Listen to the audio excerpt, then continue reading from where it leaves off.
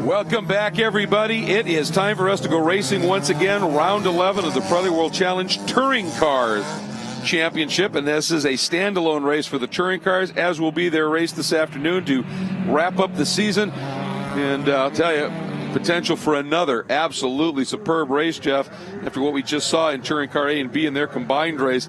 And Paul Holton, your pole sitter, is on the pole in that 71 Pfaff Auto and C360R Audi. But on his right, Greg Liafouge, who's third in the points and has been the guy with the momentum as of late. This is going to be fun. It sure is. You see Paul Holton, Greg Liafouge, and how about Mark Drennan? What a drive for him. That Jason Hoover Speed Atlanta Motorsports Group Mazda MX-5 doing a great job there. The car that Patrick Gallagher has the lap record still here, but as they're coming up for the green, it's going to be Battle Royale in TC. Here we go. Getting everybody on the straight, late green, and now we are racing. And look at this. Liafouge wants to do everything he can to not let Holton get seriously out in front early here. He's going to try and sweep the contact. Mason Filippi just tapping the back of the number 91 of Whitmer. Great save by Whitmer in front of a huge group of cars coming after him. Boy, that could have been terrible. That Gerasi is off. Yeah, wow, what a good save, though, for him as he was able to avoid. I believe that was Johan Swartz who had to avoid him in the, good to see him back, too, in that Auto Technique BMW. But Gerasi, boy, good qualifying, and he's going to drop way back. But Carl Whitmer getting a superb start, moved all the way from 6th up to battling for 2nd now in that Honda Civic, or Honda Accord. Absolutely, a great launch, obviously, but look at Holton. He's already been able to build that margin. You see him weaving a little bit, just trying to get some heat. And look at this, Whitmer wasting no time diving to the inside of Liafouge as they head up the hill. And Whitmer, they got one little adjustment on that car. It's a 10-inch front now. And he said, it's just what we needed. He said, because we couldn't get the car to rotate. And look at the move by his brother, Nick, sweeping the outside. These Whitmer lads, they're going, it's like the Hanson brothers right now. It's time. They're throwing the gloves off, too, here. But, he said, now that we got that 10-inch front, he said, it just rotates the car enough like that. It rotates it a lot.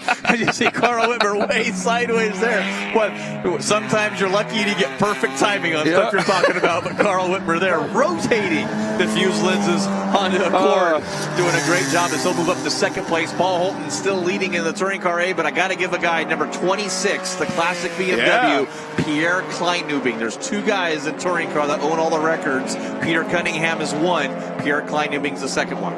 Yep, it's pretty impressive stuff, and to have him back in this championship, a 5-time champion is Pierre Kleinubing, and you knew he was going to work his way, get right into the fray here fairly quickly. Absolutely no question about that. And right now, Holton, though, has built that lead to over 2 seconds. The Whitmers running 2nd and 3rd, Liafouge 4th, and Filippi 5th. And you almost wonder, Jeff, if Whitmer, if his crew chief didn't go running down pit lane, go over to Tom Gorman and go, okay, what part should we break? Make that car work, because it was the same. Looks like it was the same as it was the other car, too. It's ridiculous on the adjustments that you can do to these cars. And boy, Carl Whitmer, we saw when Nick Whitmer drove that car last year, how loose that car was. Yes. And obviously it's just the style that these Whitmer brothers like, because that Honda Accord, you can just see it on the turn, and he gets that car rotated well before the apex. Well, the Canadian Touring Car Championship that they come from, they don't have any concerns about hanging it out and rubbing and banging and everything. That's part of the game for them, and so they love it. And tell you, I'm wondering here, Jeff, it's a cool track, and we've seen tons of cars already dropping tires. That pulls that sand back up onto the track, and I wonder if right now we're not seeing, in low grip situations, just the front wheel drive cars just having that bit of an advantage. I mean, Holton's been quick, but I mean, he's now 2.6 clear of the field. As you see Carl just lighten up that unloaded inside rear tire. Yeah, no harm, no foul there. They'll do that all the time with as stiff as you put these rear suspensions. You lift up that inside tire so you'll hit that in the braking zones. Mazda Raceway Laguna Seca is a front-wheel drive track. The way the corners are and the exits work, a lot of momentum around these corners, and that really favors those front-wheel drive cars. Well, the touring cars sort of come into a rear-wheel drive platform, so it's great to see Carl Whitmer up in that 2nd place right now, really taking advantage of the facility here at Mazda Raceway Laguna Seca and the track conditions to be able to capitalize on the conditions here for that car. Well, I tell you, Drennan really got freight trained a little bit and has dropped back into ninth. And there is in the ST category that races here every year, Mazda's, the MX-5 platform, has won like 6 straight. So it gets around this track well. And I think if Drennan wouldn't have been freight trained and got parked back in the 9th spot, he's a wheelman, no question. And as you said, that car has the track record here, dominated in the race here last year. Really, we're expecting to see Mark just a little bit closer to the front, but in everything that happened going into and out of Andretti hairpin on that first lap, he just got stuffed. He sure did, yeah, really started falling back, and I think he knows how to drive. He's starting to work his way back up through the field already. I just saw him go around Anthony Maganoli in that Rooster Hall Racing BMW FCP Euro on the side of that car as well. He's dropped back to 8th, and we've seen him at the front of the field. Had a superb season so far for him, so a lot of guys and gals trying to recover here as they work their way back up through the field after that, the Andretti hairpin there down at turn number 2, just that bottleneck. And you know what? When I talked to Carl earlier in the weekend, he's got that great run going in second. And, if he can get to Holton and pass him, that's a big thing because he's going to take points away from Holton.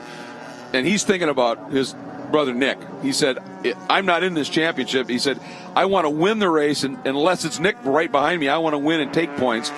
If Nick's behind me and we're back in the pack a little bit, I'm not in the lead or whatever, he said, I'm here to help my brother. So we might just see later in this race, Carl go, after you. Well, yeah, I had a problem. I missed a shift. Sorry, This is what happens. This is the way that works. Thing is, you can't say team orders because they're not in the same team. No, not at all. Yeah, there's no team at all. It's different teams and your different programs to make it all happen.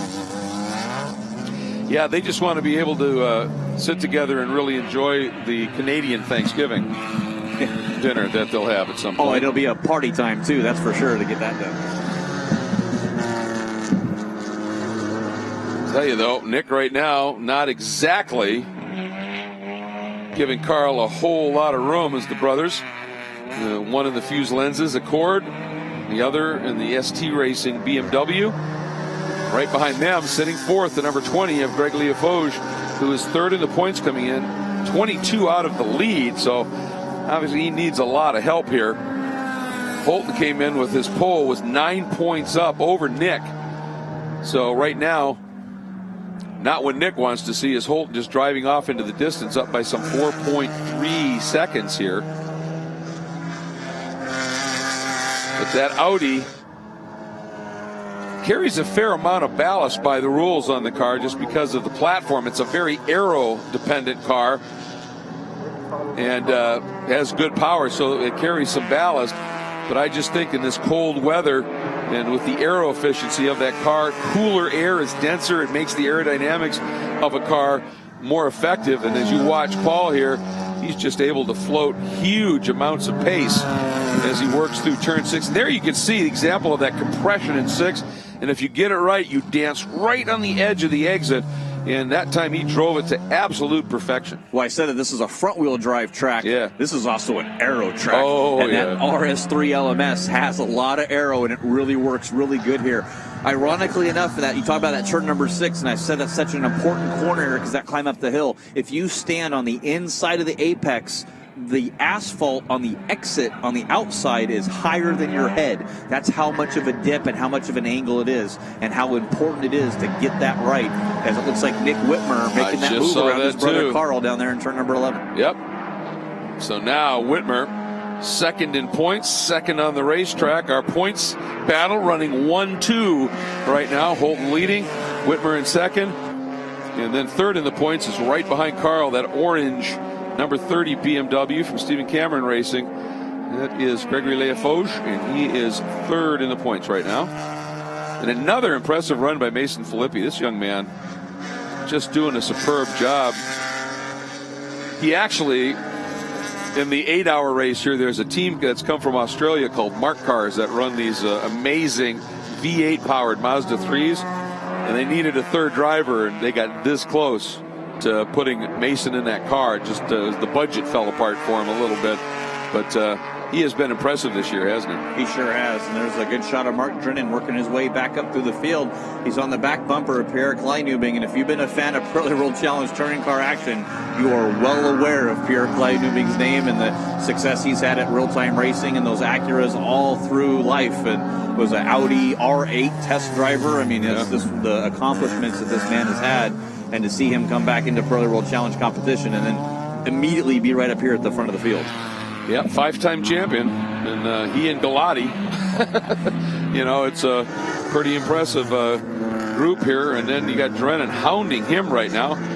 It's Pierre, PK as we like to call him, in the classic BMW M235IR. And look at that, Drennan. That's the lightness of that Mazda. It can go so deep into a corner. And you could do that. You could surprise somebody, even the caliber of a Pierre Kleinubing. Yeah, with you those saw cars. Drennan do that. What a superb move. Went to the outside and was right there and just snapped it back to the inside in the braking zone. But you see the power differential as well as that BMW starting to close in a little bit on that MX-5 down here in the braking zone. But Martin Drennan able to put that power down on that nimble handling MX-5 and pull away. It is that. That just works. He's got a great graphic package on the side of the car. It looks like the bodywork folds in and the front of the rear wheels is exposed and everything. And it's not. It's just like that chalk artist who draws that picture in the middle of the sidewalk that looks like it falls through to the center of the earth. Really a neat graphic package on the car. Well, we talk about, I don't want to jinx anything, but this was the first time that both Whitmer brothers have raced against each other, any of the brothers, in the same race, in the same series.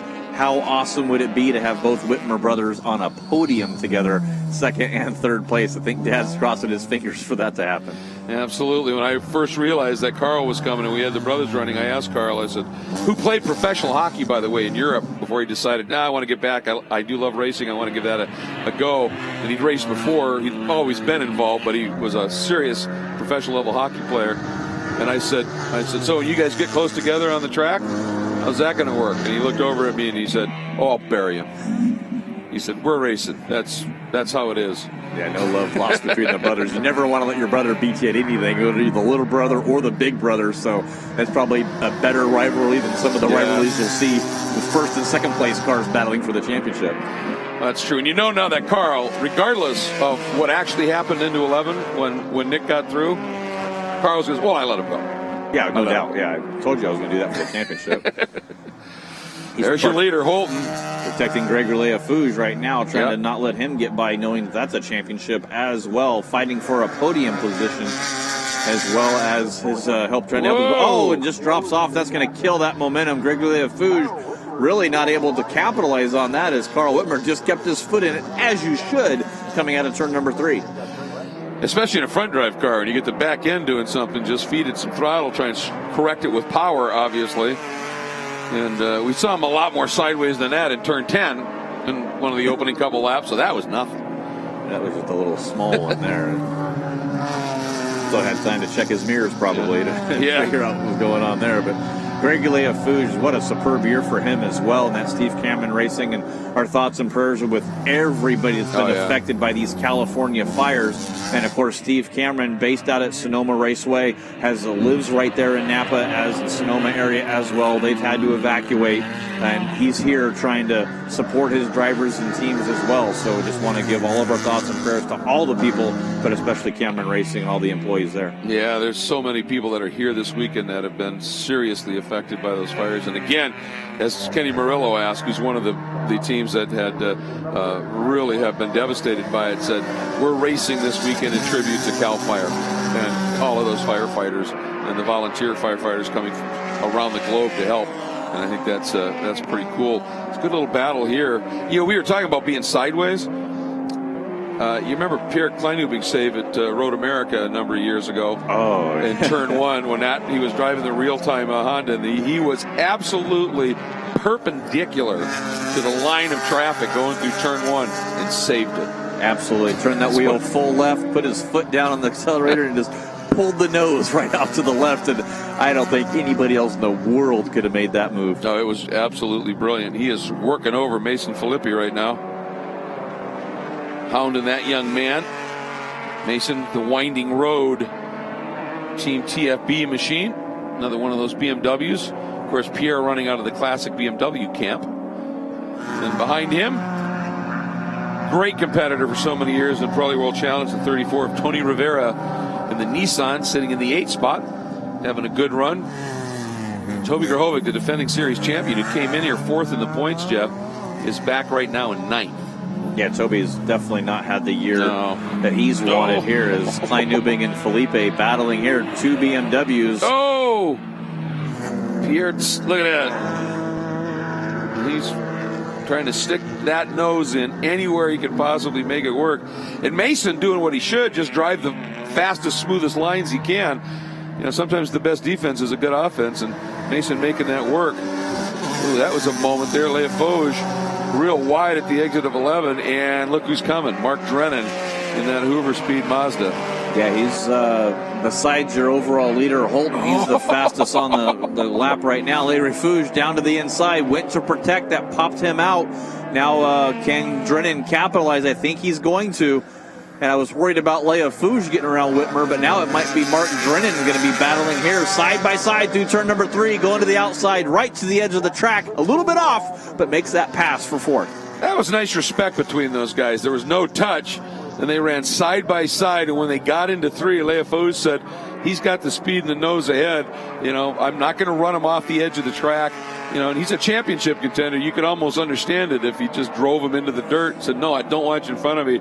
But that's not how Gregory Leafauge races, and that is absolutely tremendous respect and sportsmanship by those guys. Great stuff. And here's that battle once again, as watching Klein Newbing trying to figure out a way by the very impressive young talent of Mason Filippi. And you see, just kind of peeking through, you mentioned Tony Rivera there. I had a chance to meet his dad, Louis Rivera, at the runoffs at Indianapolis Motor Speedway. So he's like, I never met you, but you know my son pretty good. So that was pretty cool. And he was out racing. So comes from a long line of racing family. You talk about small independent teams. There's Tony Rivera and there's his wife.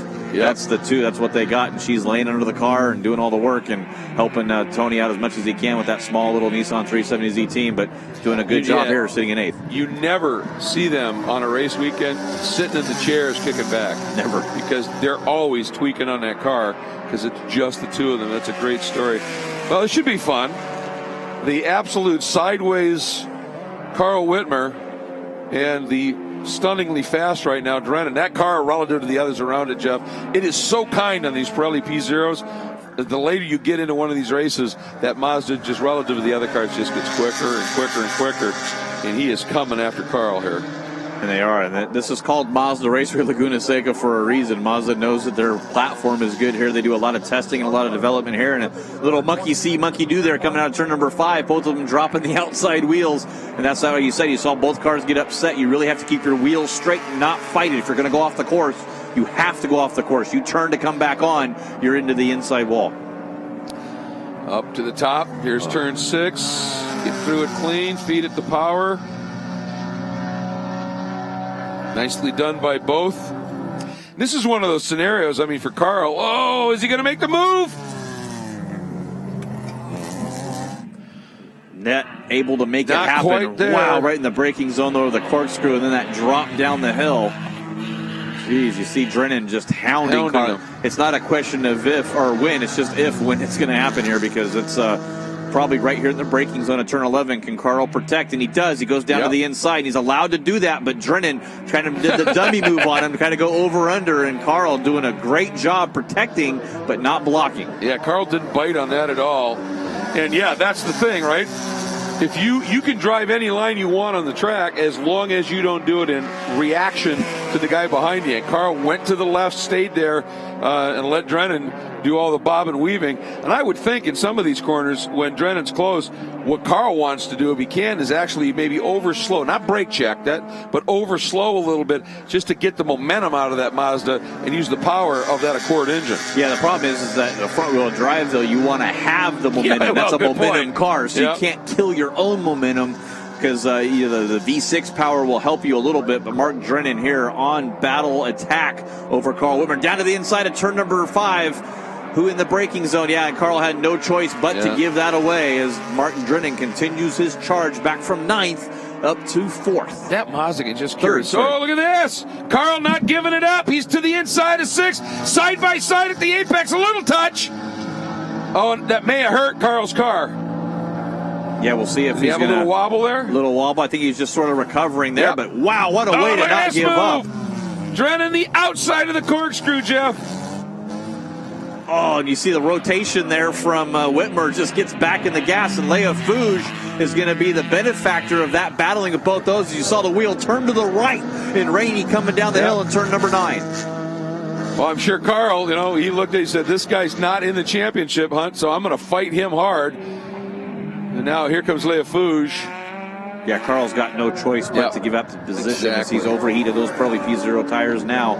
Uses the acceleration of that Honda Accord, a little bit more straight line speed, gets off that corner, knows that he had that, was able to put his foot down and drive right back by Leia Fouge out of turn number 1 and down in the braking zone at turn number 2. Now can Drennan run down Whitmer? He was about a half a second quicker before.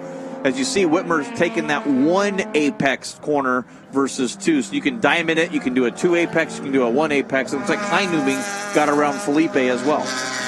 Well, with a front drive car, I mean, when you're asking the fronts to do everything, if you just stay in a long, high-speed arc, eventually the front will give up a little bit. So I think that diamond thing is what works best there for a front drive car, doesn't it? Absolutely. You come into the corner, you make it inside, then let the car float out under its own momentum. And you're also, what you're doing now is you're increasing the straightaway because you're using the car's momentum and that right front tire down there in the Andretti hairpin to slow the car down even more. So now you've made your straightaway longer as well. Let's see, Leia Fouge on the attack here, closing up into the corkscrew.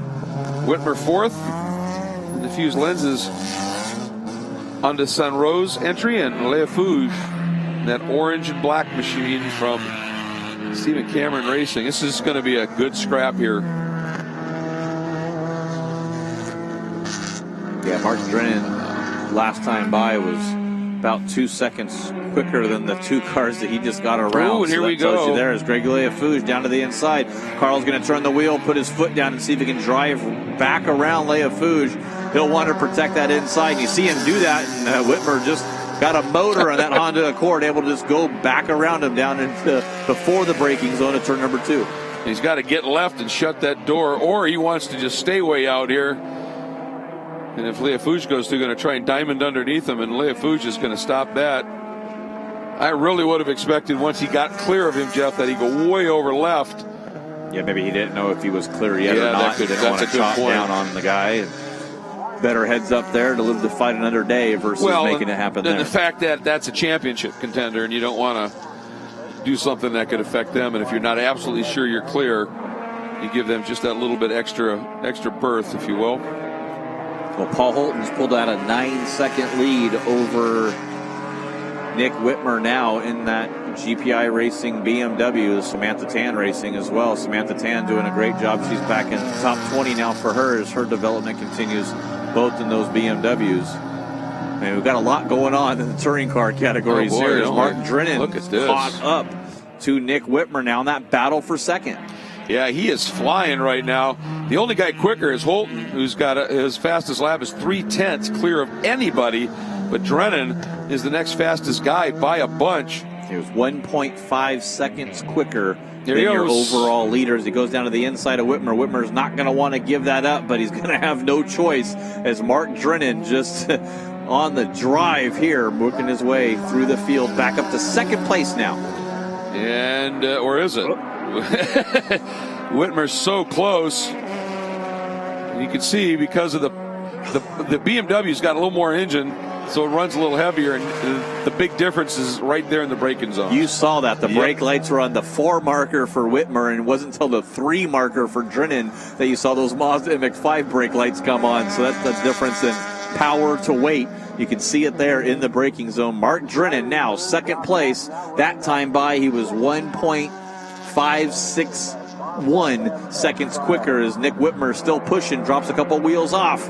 Does not want to give that up, but Mark Drennan now with 10.1 is the gap with 16 minutes to go. Exactly, and of course, Whitmer, Leia Fouge, they are going to continue to fight as hard as they possibly can, because in racing, you got that guy who has that big lead out there, and then something goes wrong. It can break. It can get involved in some incident or whatever. So the battle you're having, that's for third, you never know. That could turn into second or a win and for points, so you just can't quit. No, not at all. You have to battle all race long, and that's truly what it is in our touring car field, is a battle. As I believe the 82 BMW, Scott Thomas, having a little bit of a problem there as our touring car leader's getting by him. And that's in one of those Auto Technique cars, and we saw his teammate Johann Schwartz in the second of those BMWs from Auto Technique. And hopefully they'll get that car fixed. There's not a big gap here between the next race, as it's just past 2 o'clock for race number 2. And then after that race ends at 4:40 today, it's straight into the banquet starting at 6 o'clock for cocktails, and then banquet at 7. So, oh no!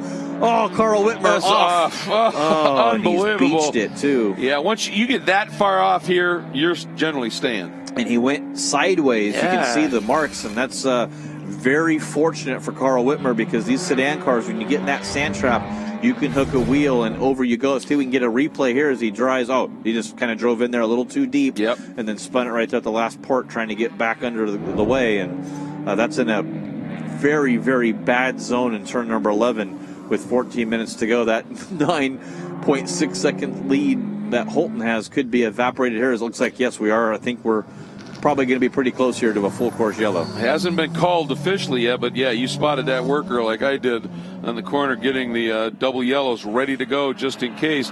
Holton, of course, is going to be saying, no, it's fine. It's fine. We don't need it. The rest of the field, Holton trying to get by. Nice job there as he slices underneath the 065 at Darren Jorgensen. And you were talking, by the way, about Johann Schwartz, of course, a few years ago, won the Touring Car B Championship. An immensely talented driver, but just it's one of those guys, doesn't have those personal deep pockets and hasn't quite been able to put the program together. It's great to have him back. And he wanted me to say a very special thanks to Robert Nimkoff, who is the normal driver of that car, who had a last-minute business commitment come up. And Johann is his coach. And Robert said, you know what, it's all paid for. They're bringing it. I'm not going to be there. You've earned this. Go drive. Oh, that's doing a great job. Really nice for Robert to let him go run with Auto Technic this weekend and have some fun. So really appreciate that.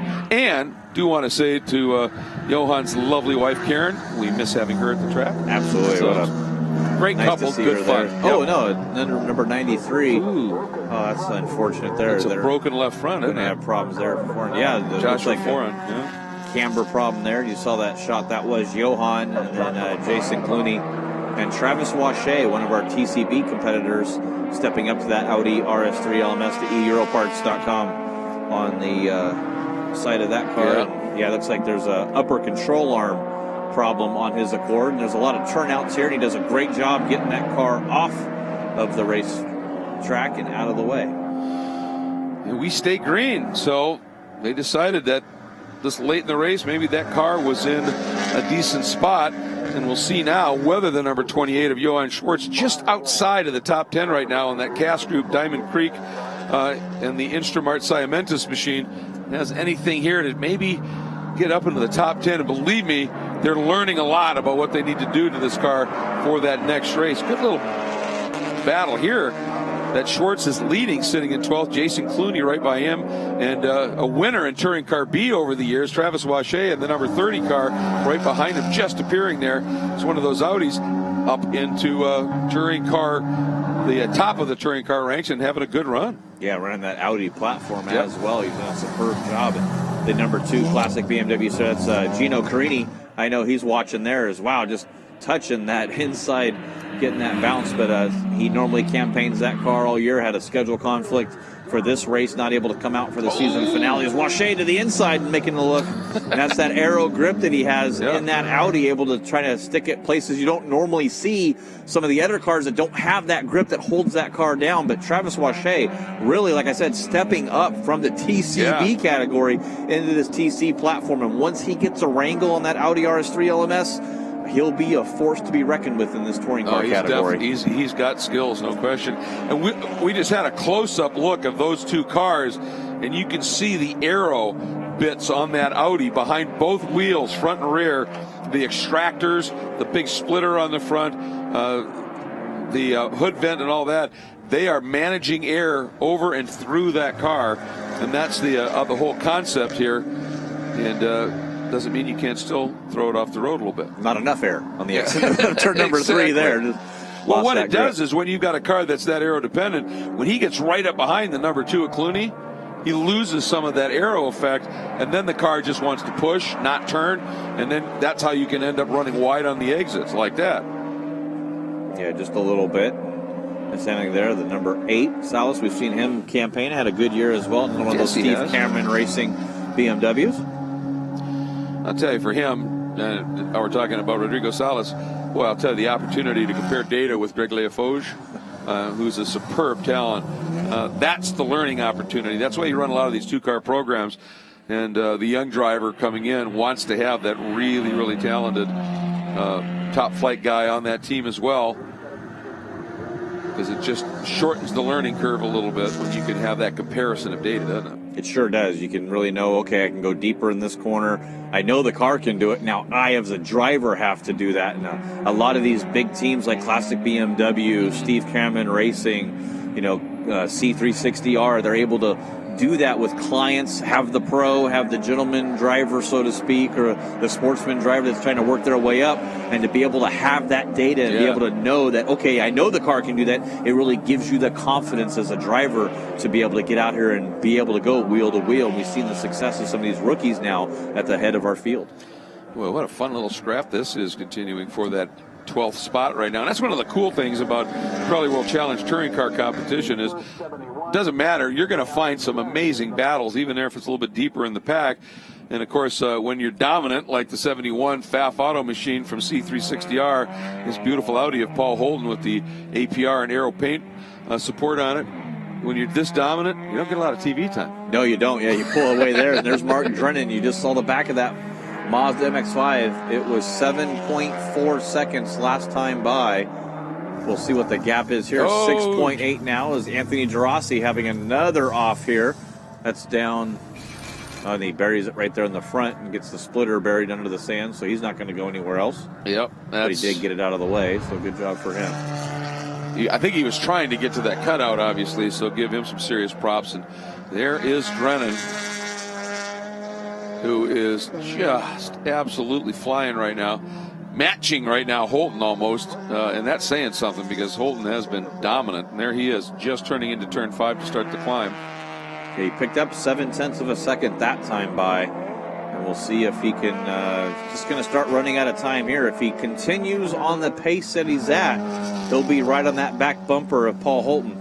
We've said it before, though, catching somebody is a lot different than passing them. But right now, he is Nick Whitmer and Gregory Leafoge's best friend, because if he can get up there and get around Holton, at least that takes a few points back from Holton in terms of what Holton will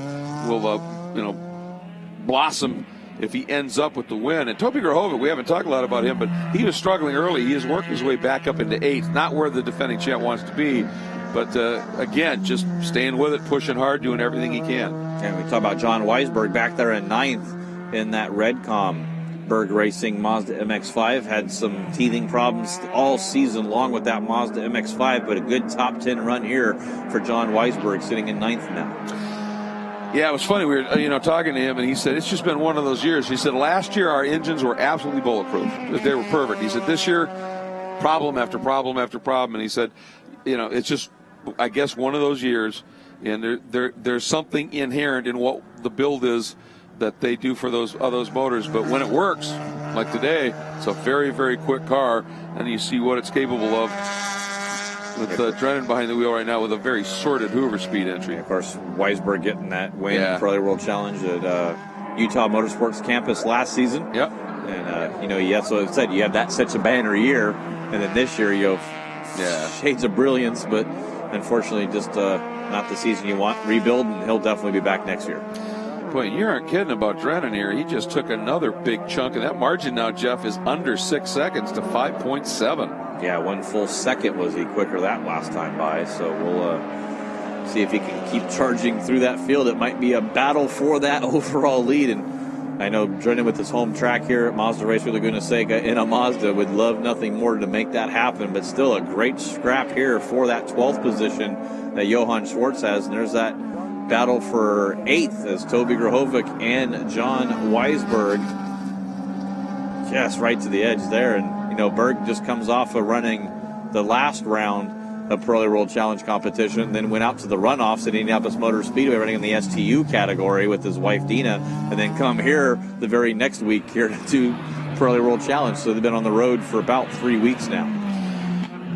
Speaking of going from one race right to the runoffs and coming back, congratulations on your 6th place, man. That was really, really cool. Thank you. Yeah, that it was fun. Great run at the runoffs there in my Nissan 370Z in the T2 category. To see Grahovic down to the inside there, does not want, it's a lap traffic there, and doesn't want to get Hellebuck Jorgensen there as he moves up through. But, you know, with Preston Calvert that you'll see in the 8-hour race, and we see in all the Pirelli World Challenge competition, the Aqualantes that we've seen, Kurt Rezzitano. I was actually racing against Calvert, Rezzitano, and both Aqualantes in the T2 category. So anywhere we can go race, we'll get a chance to do that. Then obviously you come to the big show here at Pirelli World Challenge. But it's all that family of racing, man. Greg's there, you're calling it. Rick Benjamin's calling it. Dorsey Schrader's calling it, who's the race director here. That's what it's all about. It is. It's just a passion for it, really. And I'll tell you, Kleinubing, I'm sure he's tired of looking at that orange rear deck. He got to him, got around Felipe, and now it's just been laps, but that he's just been there. But I'll tell you, Pierre is relentless, and he will study and study and study and see what happens. And that margin up in the front now down to 4.5 seconds as again Drennan is flying. But some of that might be Holton managing a little bit, knowing, okay, here's the time we have left.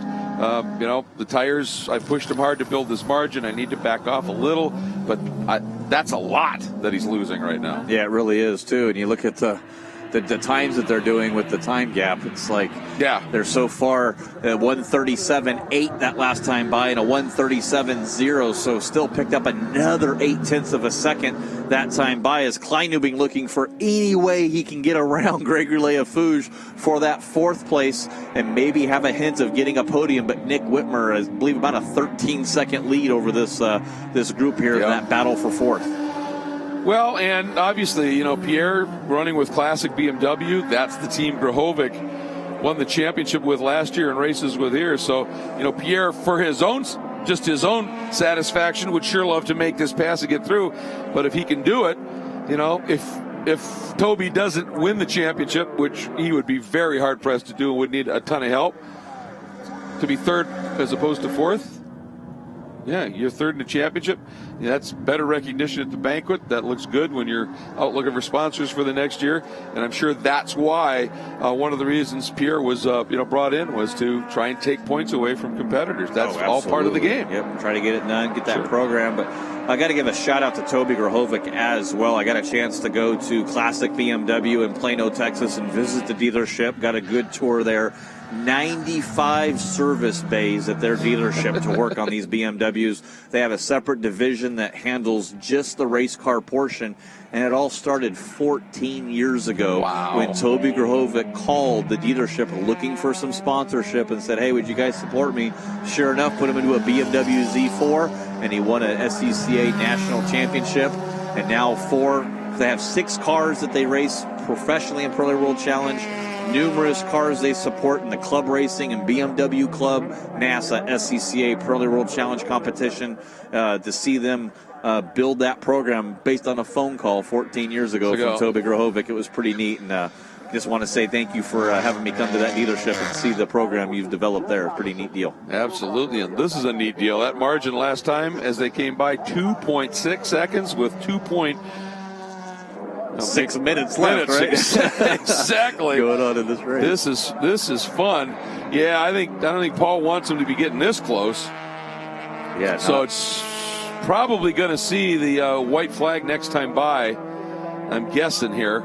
Yeah, it should be a minute 52. We're doing about a minute 38 lap time, so he'll be back down there with the time expiring, and it's all based on that time, that 40-minute limit. So right now, about 5 more seconds, you're going to come to a point where there's not going to be enough time to complete another lap, so it should be white flag this time by.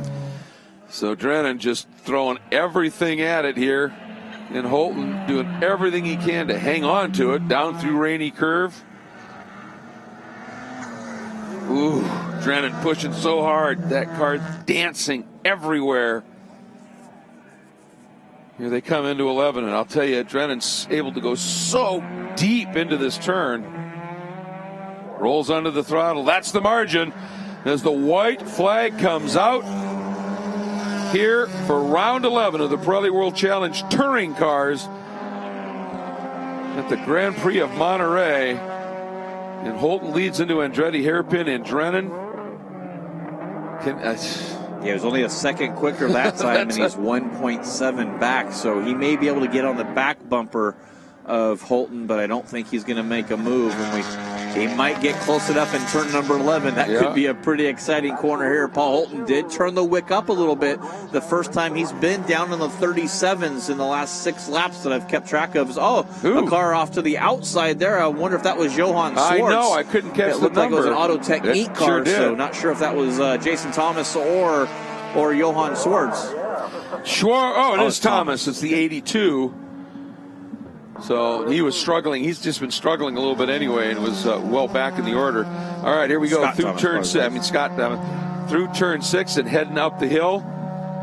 There you see just a little flick of the brake light there, just to kind of knock the pads back on the rotor. Make sure you got your braking for that hard zone up here. And Paul Holton, just not enough time for Mark Drennan with that terrible start he had down there in turn number 2. But he set the second fastest lap so far in the race. We'll see it later this afternoon, starting on the outside of the front row. We could have a little different result here for tomorrow's race. Coulda, woulda, shoulda for Drennan here, possibly. Into the last turn, your point leader, the 71 Pfaff Auto C360R Audi. Holton really carrying speed, running wide onto the front straight. Audi and C360R, Paul Holton, the points leader, wins, expands that point lead, and it should be a couple of spots as Nick Whitmer will come in. And Nick, of course, sitting second in the points, finishes third, so stays in the hunt. Gregory Leafoge also in the points, third in the points, finishes fourth. Pierre Kleinubing rounds out the top 5. And with everybody else we were talking about, look who had a very quietly effective race. The 34th, Tony Rivera. Yeah, right up in the 7th place there. Set a really decent lap for the race later today, too, for his best lap. So Ari Belo and Jason Kupal. Some guys moving up smartly. Oh, Tony actually now 6th at the line. Tony got by Mason Filippi, as did Grahovic. Guess I'm not sure what the problem was there, but superb drive by Paul Holton, putting that Audi where it needed to be, getting the win. And then a multitude of platforms in racing for him. Drives the McLaren over in the Continental Challenge Tire Series with C360R. Did the Audi TT Cup globally in Europe. Just this young man is trying to drive everything he can, really starting to move into that whole Audi ambassador program as well, doing a lot of testing for the GT4 car that you'll see later this next year in Pirelli World Challenge competition. So really great to see him excel here in Pirelli World Challenge touring car. Well, and after having a great start to the season, he ran on some tough times in some recent races here, and this weekend it has all come good and at the perfect time when you're leading a championship to pad it with a win. And there's Drennan. Look at that. He gave him the wave, and those two guys. Come on, buddy. That was a fun race. It was coming down there. Nerve-wracking, I think, for Paul. And that was the fastest lap for Paul Holton. That last lap that he had done in 6 previous laps, he had to turn that wick up right there at the end and dig deep to stay in front of Mark Drennan. Less than a second at the line after Drennan all the way back to 9th. I also want to make on that car, that Audi is Race Day Foundation, which is an absolutely superb charity that Jill Beck leads. And I think Carl, I don't know if we'll see a shot of him here, but I have a feeling he doesn't have much left for nails watching his driver being closed on. We saw, I think it was Utah Motorsports Campus when Paul Holton was sick, actually, and wasn't feeling well, and actually unfortunately threw up in his helmet. I mean, it was that bad. He was still able to get the win and was just absolutely exhausted. So I believe we call that backfired into the helmet. Backfired into the helmet? There we go. But he's earned what he's gotten here so far this season. And congratulations. I know Dad is here as well. And great to see the whole family out here supporting Paul. All right, and he is out. The hat is going on, and Ryan Marine is standing by. Ryan, the points leader wins it. You got it. Our championship points leader. He turned 21 on Wednesday. And what a birthday present a championship in TC would be. A pretty good start to it, getting the win today in dominant fashion. How pleased are you with the result and what it means for you in the championship picture, too? You know, that was an awesome race. The guys gave me a fantastic car. We got through turn one clean and left from there.